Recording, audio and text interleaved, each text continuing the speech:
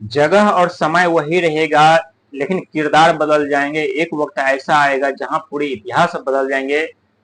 क्यों आपको सफलता मिलते मिलते नहीं मिलती, क्यों कामयाबी मिलते मिलते नहीं मिलती, क्यों आने वाली सफलता आपसे विपरीत चले जाते हैं, क्यों धन का आगमन तो होता है लेकिन धन आने से पहले अपना रास्ता बदल देते हैं, क्यों मान सम्मान नहीं मिलता, क्यों अपमानित होना पड़ता है, क्यों संकट समस्या के दलदल में हमें हमेशा फंसा रहना पड़ता है। एक तरफ शनि की मार तो एक तरफ राहु की प्रहार, एक तरफ केतु महाराज जो संघर्ष में प्रयास तो कराते हैं लेकिन सफलता नहीं दिलाते, एक तरफ बुध महाराज जो बिजनेस व्यापार तो आरंभ करवाते हैं लेकिन आरंभ करवाने से पहले ही उस बिजनेस व्यापार पे प्रतिबंध लगा देते हैं, उस बिजनेस व्यापार को लॉक कर देते हैं। या फिर आपके साथ ही ऐसा ही क्यों हो रहा है? जिनके राशि के स्वामी स्वयं देव गुरु बृहस्पति शिक्षा मंत्री, जो दूसरों को ज्ञान दे करके उनके भविष्य उज्जवल भविष्य का निर्माण करते हैं, दूसरों को आगे बढ़ाते हैं, दूसरों के जीवन में कामयाबी तरक्की देते हैं, लेकिन फिर भी आपके जीवन में उनकी शुभ दृष्टि क्यों नहीं पड़ती? और जब शुभ दृष्टि पड़ती है, क्यों दूसरा ग्रह आपके जीवन में आकर के उस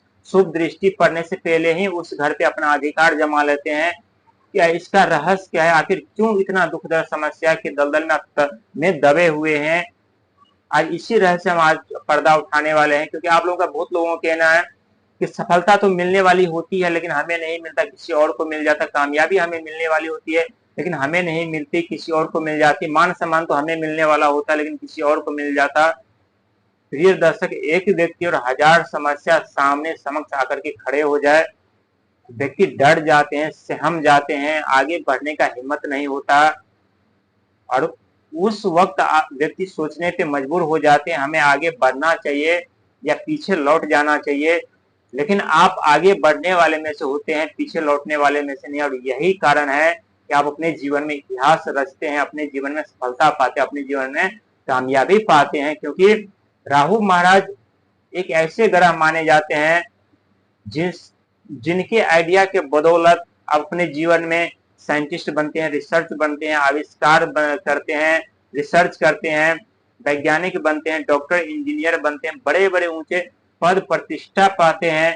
धनु राशि के जितने भी व्यक्ति हैं, 100 व्यक्ति में से 80 व्यक्ति अपने जीवन में ऊंचे पद प्रतिष्ठा के हकदार होते हैं और वो पाते भी हैं। लेकिन उनका जीवन इतना आसान नहीं होता, चाहे कितने भी बड़े व्यक्ति क्यों न हो, कितने भी बड़े धनवान व्यक्ति क्यों न हो, उनके जीवन में जब दुखों का आगमन होता है तो उन व्यक्ति के लिए मान सम्मान पद प्रतिष्ठा सुख वैभव धन दौलत का कोई महत्व नहीं रह जाता। जब हमारे जीवन में हमारे आंखों के सामने हमारे रिश्ते टूट जाए, हमारे बिजनेस व्यापार कैरियर चले जाए, हमारा मान सम्मान पद प्रतिष्ठा चला जाए, तो व्यक्ति सोचने पे विवश और मजबूर हो जाते हैं कि उस मान सम्मान धन दौलत को लेकर के हम करेंगे क्या। और यही सब आपके जीवन में घटना घटित हो रही थी।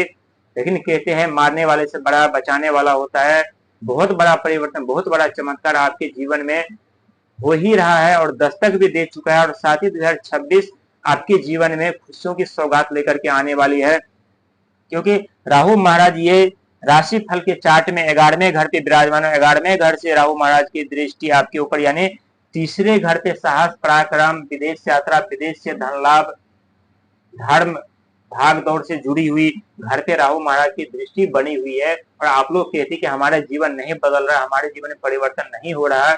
फिर ये दर्शक, राहु महाराज की दृष्टि तीसरे घर पे पड़ने के कारण व्यक्ति को साहसी, पराक्रमी, धर्मी और इतने बलवान बुद्धिमान व्यक्ति बना देते हैं जो अपने जीवन में आने वाले हर एक मोड़ पर बाधाओं को तोड़ करके, जंजीर को तोड़ करके अपने जीवन में सफलता और कामयाबी पाते हैं। और यही राहुदेव महाराज आपके तीसरे घर में, पराक्रम घर में आकर के कर रहे हैं। सफलता आपको मिल रही है, आपको गौर करने की गौर करना पड़ेगा आपको। साथ ही देवगुरु बृहस्पति का दृष्टि यानी 8वें घर पे, और आप सभी जानते हैं 8वां घर एक रहस्य घर माना जाता है।